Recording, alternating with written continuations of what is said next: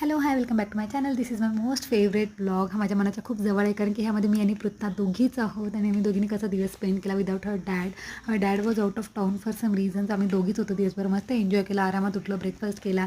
ती बाहेर खेळत होती म्हणून मला फ्रीज क्लीन करावं, तर तिथेही मॅडम आल्या, मस्तपैकी दुडदुडू पळत आल्या, टोमॅटो घेतल्या, दुडदुडू पळत जाऊन त्याच्यावर नाचली, खेळली.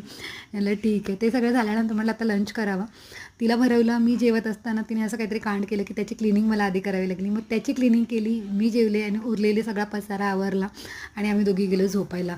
मस्तपैकी दुपारी 2 तास झोपून उठलो. मी कॉफी घेतली, पण म्हटलं आपण कॉफी प्यायला घेतली तर ही काय आपल्याला एकटीला कॉफी प्यायला देणार नाही.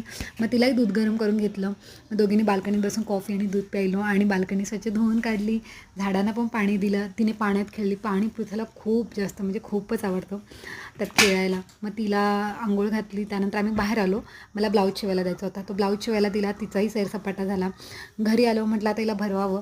तिथं जेवण होईपर्यंत तिला थोडंसं कळ निघावी म्हणून मग मी तिला फ्लेवर्ड योगर्ट दिलं. तिचं जेवण बनवलं, ओट्स बनवले होते तिच्यासाठी, ते तिला भरवले.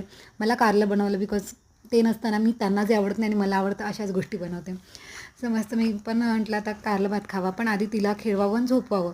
पण खेळवलं तिला, पण ती काही झोपली नाही. म्हटलं आता पटापट जेवण करून हिला झोपवते. मग तिला खेळवत तिथेच होती माझ्याजवळ ती. झोपवलं. मग त्यानंतर तिला मी तिची बॅग भरली फोटोशूटची आणि मी